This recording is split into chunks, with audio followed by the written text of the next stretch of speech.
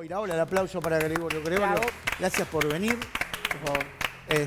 Gracias por estar. No, en estos momentos lo que más quieres es estar informado y de gente que conoce el tema. ¿Qué pasa con esta nueva variante? Que tengo entendido, según las noticias, ya ingresó a Argentina.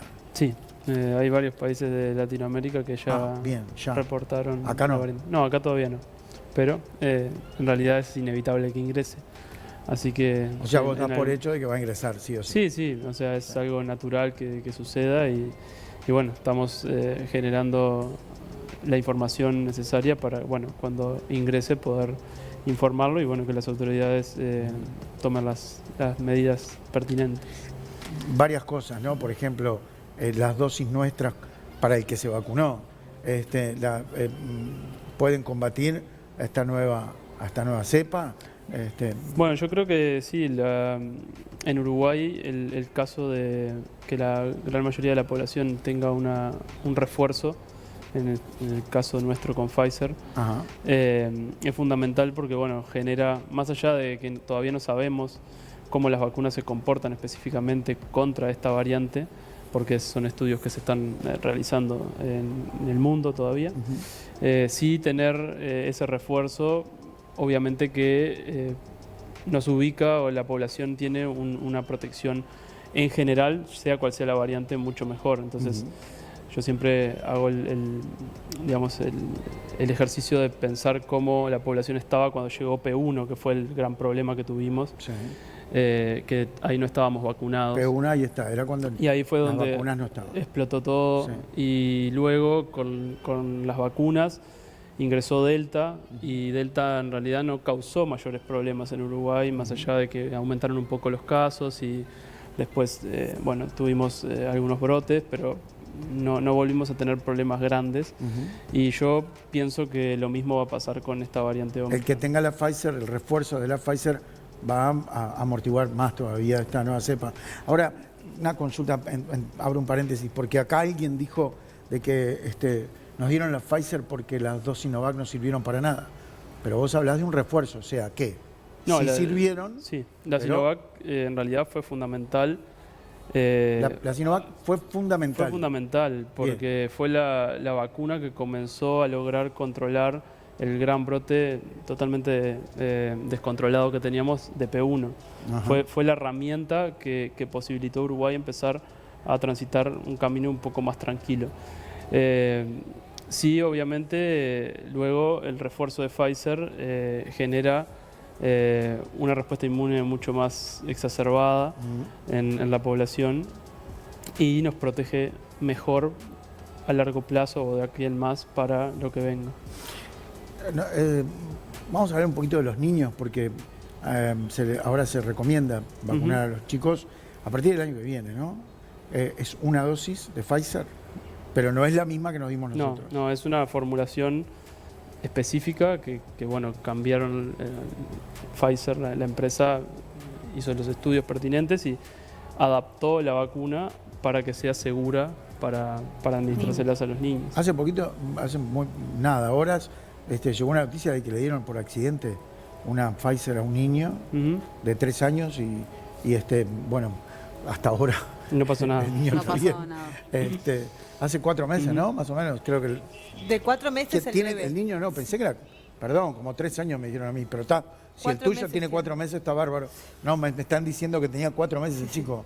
Qué descuido, ¿no? Digo, porque... Sí, es un descuido, pero bueno, en general lo que se adapta de las vacunas no es tanto el tipo de vacuna, sino la cantidad de principio activo de la vacuna que se administra, porque obviamente el cuerpo de un niño no reacciona de la misma forma que la de un adulto, pero no es que se cambie la vacuna y que se esté dando otra cosa a los niños distinta. Es el mismo tipo de vacuna, pero adaptada en cuanto a dosis y bueno, alguna componente de la formulación. Pero en un niño de 4 meses, en un bebé de 4 meses, una formulación que está realizada para un adulto... No, obviamente eso fue un descuido y un error que no está indicado, pero bueno. ¿Qué va a pasar con las dosis? Por ejemplo, nosotros nos vacunamos, ¿no? La mayoría se ha vacunado. Digo, ¿Hay un plan ya? ¿Ya se sabe cómo funciona? ¿Ya se sabe que, por ejemplo, el año que viene nos vamos a tener que dar más dosis? Esto es... ¿Cómo es eso? ¿Es como la de la gripe? ¿Que hay que dársela todos los años? Eso va a depender un poco, yo creo, de cómo se desarrolle también el escenario epidemiológico a nivel mundial.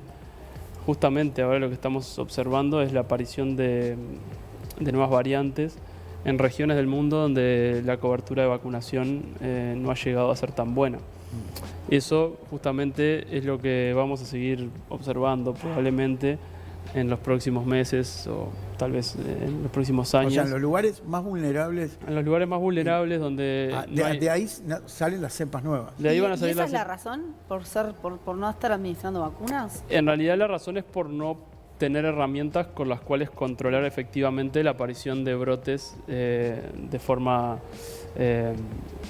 desmedida, digamos.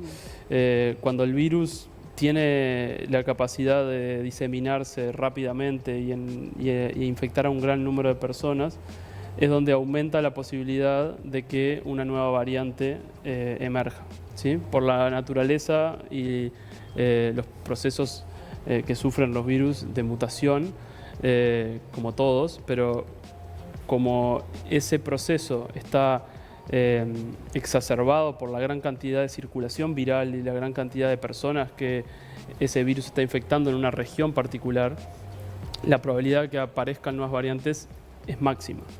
Entonces, ese es el gran problema y el gran desafío que tenemos a nivel planetario, creo, en los próximos años, de tratar de igualar la distribución de vacunas para que cada vez menos sea frecuente la aparición de brotes y por tanto se pueda controlar la pandemia o lo que se transformaría en una epidemia o una endemia con otras medidas y no requerir la vacunación constante de la población, un poco a lo que vos decías al principio. Entonces sería como más importante, o sea, según intento seguir un poco tu razonamiento, sería más importante que a nivel planetario haya mayor cobertura y que no los países tengan 200 dosis cada uno.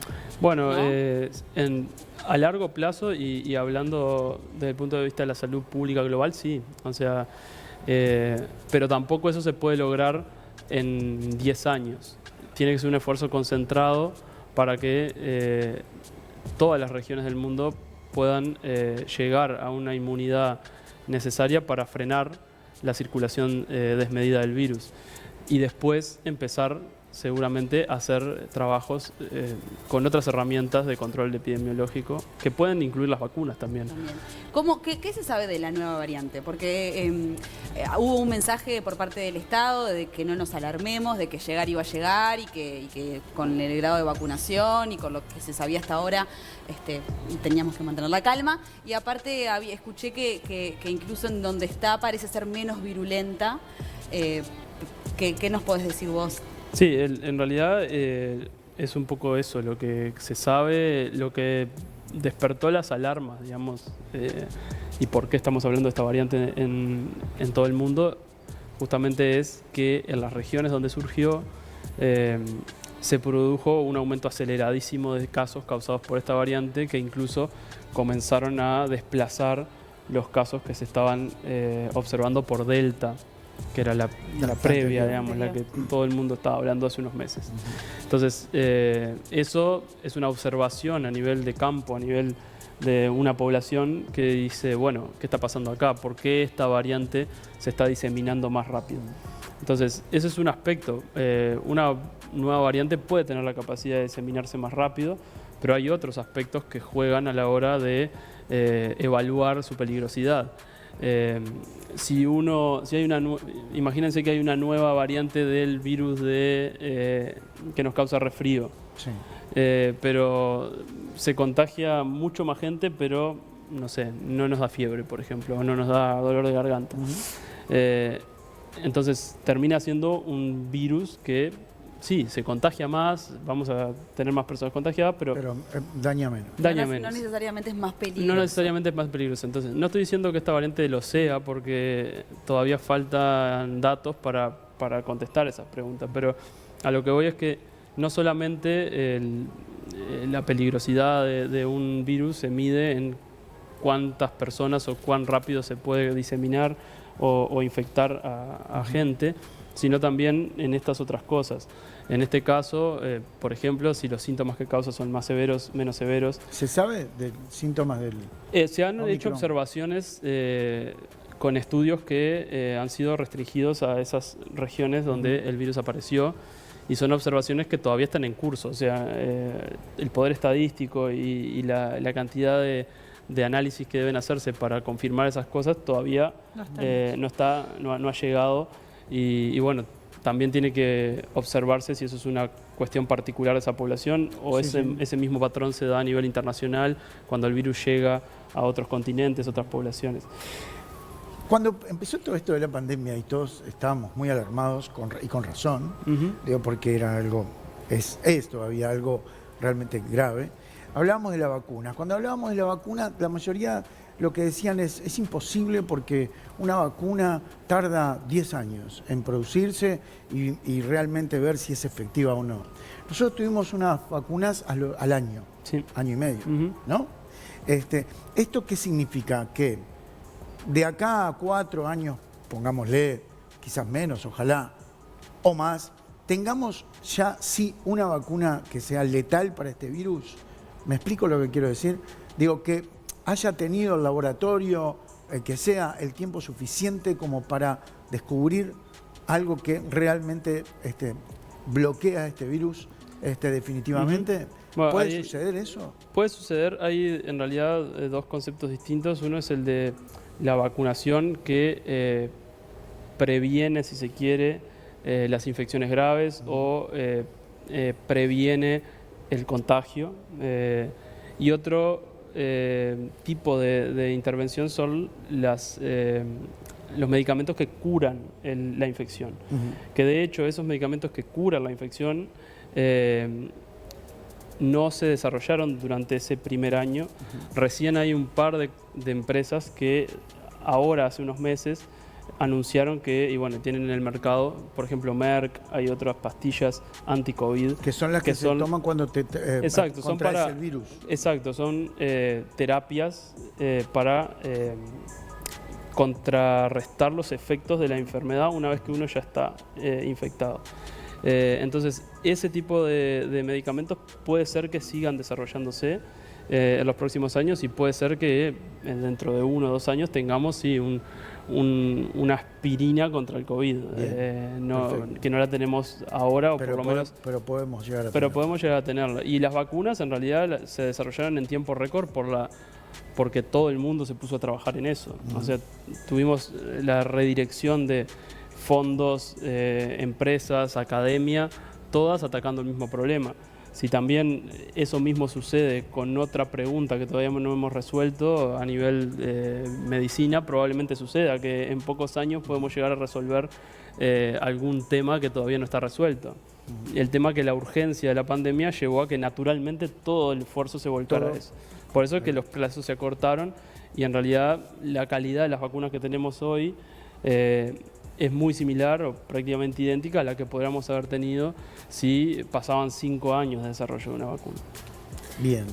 Hace poquito el Instituto Pasteur destacó tu trabajo como científico en una premiación internacional. Felicitaciones primero. Muchas gracias. Por un proyecto que se llama La Timbiota o algo así. Y me gustaría saber de qué se trata eso, porque no tengo idea. Eso es lo que estaba haciendo antes de la pandemia. Perfecto. Te agarró ahí. No, lo seguimos. Todos estábamos haciendo algo de la pandemia que tuvimos que dejarlo. Sí. La Timbiota es un proyecto que bueno, nosotros comenzamos a desarrollar en el año 2018-2019 que busca comprender y estudiar la variabilidad de la microbiota intestinal de los individuos que habitamos en Latinoamérica. Algo suave. La microbiota, bueno, es básicamente todo el componente que tenemos en nuestros intestinos que no son células humanas, son microbios, muchos virus incluso. En nuestro intestino, en nuestra piel, en nuestra boca, habitan trillones de células, de bacterias, de virus, de hongos, que hacen posible la vida además. Si nosotros nos limpiáramos de todos esos microbios, nuestro cuerpo dejaría de funcionar. De hecho, muchas enfermedades que uno no necesariamente puede asociar a los microbios, como puede ser el cáncer, la obesidad, enfermedades neurodegenerativas, etc., tienen que ver con desbalances en esa microbiota intestinal que está presente en todos nosotros. Yo tenía entendido que tenía algo que ver con el sistema inmune, ¿no? Exacto, uno de los principales roles de la microbiota intestinal desde el nacimiento es entrenar a nuestro sistema inmune, ¿sí? Para que nuestro sistema inmune sea capaz de reconocer lo que es malo y lo que es bueno y poder defendernos de lo externo, pero no atacarnos a nosotros mismos. Ajá. Las enfermedades autoinmunes, por ejemplo, que justamente son enfermedades que se causan porque nuestro propio sistema inmune nos ataca, muchas veces están relacionadas a también problemas en el desarrollo o desbalances en la microbiota. Y bueno, a nivel latinoamericano es muy poco lo que se conoce de la microbiota natural que nos compone. Sabemos que la microbiota cambia con respecto a la dieta, a las características socioculturales, a las características socioeconómicas de las poblaciones. Entonces, nuestra hipótesis era que, bueno, en Latinoamérica vamos a tener cosas distintas a las que tenemos en el resto del mundo. Somos lo que comemos. Somos lo que comemos, sí. Siempre lo dije. Siempre lo dije. Por eso yo lo había escuchado en algún lugar y no me Es acordaba. una canción de la abuela Coca.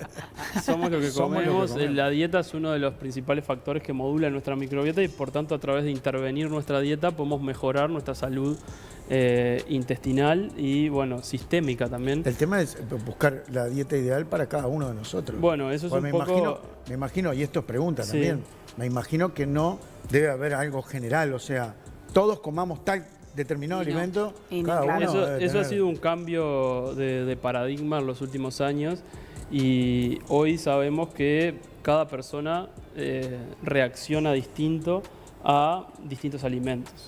Por ejemplo, yo capaz que vos podés comer 20 kilos de carne por día y no te pasa nada y a mí eso no me hace bien. Bien. Y muchos de esos patrones específicos que cada persona tiene y preferencias alimenticias están dadas por las bacterias que tenemos en el intestino que pueden comerse eso que nosotros comemos y transformarlo en otras cosas que nos hacen bien o nos hacen mal. Y como cada persona tiene distintas bacterias en el intestino, eso puede afectar directamente nuestro modo de vida. Por eso las dietas personalizadas basadas en información obtenida a partir del microbioma están cada vez más de moda en el mundo y bueno, es un Son área de muy investigación. Mucha eficaces, gente me lo está imagino, haciendo, ¿no? ¿no? Son eficaces. Hay otras cuestiones más importantes a nivel clínico, por ejemplo, que vinculan la microbiota con la respuesta de las personas a determinadas terapias contra el cáncer, por ejemplo. Hay personas que reaccionan bien o mal ante un determinado medicamento contra el cáncer y esa reacción está determinada por el tipo de bacterias que tenemos en el intestino. Entonces, sabiendo cuáles están, Sería podemos maravilloso, predecir, claro. por ejemplo, si una persona se le puede indicar o no una Ah, terapia. mira qué bueno. Bueno, bien. En eso estamos. Está buenísimo. Entre las cosas que destacan es, dicen algo así como su talento para integrar la bioinformática en proyectos de ciencia experimental, porque, valga la redundancia, hablando de talentos, tenés una maestría en bioinformática. ¿Qué es la bioinformática? Bueno, la bioinformática es una disciplina de la ciencia que vincula la biología justamente con la informática. De hecho, cuando nosotros hablamos de que encontramos determinada variante que ingresó al país del coronavirus, estamos hablando de bioinformática en realidad, porque los procedimientos que nos permiten a partir de una muestra de un paciente infectado secuenciar el genoma del virus, leer esa información genética e interpretar esa información genética para decir es la variante Delta o es la variante P1, eso se hace con programas informáticos especializados para analizar datos biológicos. que en el caso nuestro esos datos biológicos son secuencias de ADN, de información genética, que nos cuentan cosas de los bichos que estamos estudiando. Me imagino que no hay mucha gente, ¿no? que Bueno, trabaja. es un área relativamente nueva en lo que es la biología. Y en Uruguay hay una comunidad interesante que viene creciendo y que, bueno, está haciendo trabajos en distintas áreas. El tema es que la bioinformática se ha transformado en los últimos años en un área bastante transversal a muchos tipos de investigación. Hoy en día casi todos los proyectos de investigación en algún momento necesitan de la bioinformática para responder a alguna pregunta. Entonces ha hecho que el área crezca muchísimo. Hablabas de la comunidad científica y me parece que en el último año, 2 años, se vio mucho, se visibilizó mucho la comunidad científica en nuestro país a nivel interno y también a nivel externo, porque así como está este reconocimiento del Instituto Pasteur, se han dado otros reconocimientos a otros científicos de revistas científicas internacionales y demás. ¿Dónde nos coloca o cuál es la importancia que eso tiene para justamente la comunidad científica de nuestro país, que seguimos siendo poquitos? Sí, seguimos siendo poquitos, pero en general el científico uruguayo en el exterior es muy respetado y generalmente uno cuando va a algún lado, al exterior, siempre hay algún uruguayo. Pasa en todo, no sé por qué, pero siempre hay algún uruguayo. Y bueno, eso obviamente que genera un ciclo positivo en cuanto a visibilidad, en cuanto a reconocimiento y destaque de los trabajos que esos científicos uruguayos estamos haciendo aquí o en el exterior. Y bueno, creo que es una oportunidad porque fue la primera vez que de forma masiva la ciencia penetró en la sociedad. Entonces esa es una oportunidad tanto para el resto de la sociedad como para los científicos de mutuamente entenderse y darse cuenta de las cosas que se pueden aportar desde la ciencia al resto de la sociedad, a áreas tan diversas como las áreas productivas del país, la economía, incluso aspectos jurídicos que pueden cambiar en favor de promover determinadas acciones. Así que, bueno, es una oportunidad. Y viste que todo tiene su lado bueno y su lado malo, ¿no? Digo, para ustedes es bueno o malo que la prensa y todos los medios los hayan sacado de su zona de confort y los hayan invitado a programas de televisión, por ejemplo. No, yo creo que es bueno, o sea, siempre es bueno tener la oportunidad de comunicar lo que uno hace y de que el resto sepa de qué se trata esto. Y bueno, también justamente el rol que tuvo la comunidad científica, no solo en el desarrollo de las cosas que todos sabemos que pasaron acá en Uruguay, test diagnóstico, secuenciación, vigilancia, etcétera, sino en estar en el momento donde la población necesitaba información, necesitaba saber qué estaba pasando. Y eso también es una virtud de los científicos y también de los comunicadores que se abrieron a ir a preguntar y a informarse realmente. Muchas veces a mí me pasa que me entrevistan y el que me está haciendo la pregunta sabe más que yo de algo, pero es porque han leído mucho, están constantemente en esa rosca de encontrar lo último que salió y eso creo que ha generado muy buenas cosas. Gregorio, gracias, felicitaciones por lo personal para vos, gracias por todo lo que estás haciendo. ¿Vas a retomar lo que La dejaste timpiota de hacer? Sí, no es que lo dejamos, pero sí lo desviamos mucho, seguro. pero ahora estamos con todo de nuevo. Gracias, Dale, muchísimas gracias. El aplauso para Gregorio Iraola.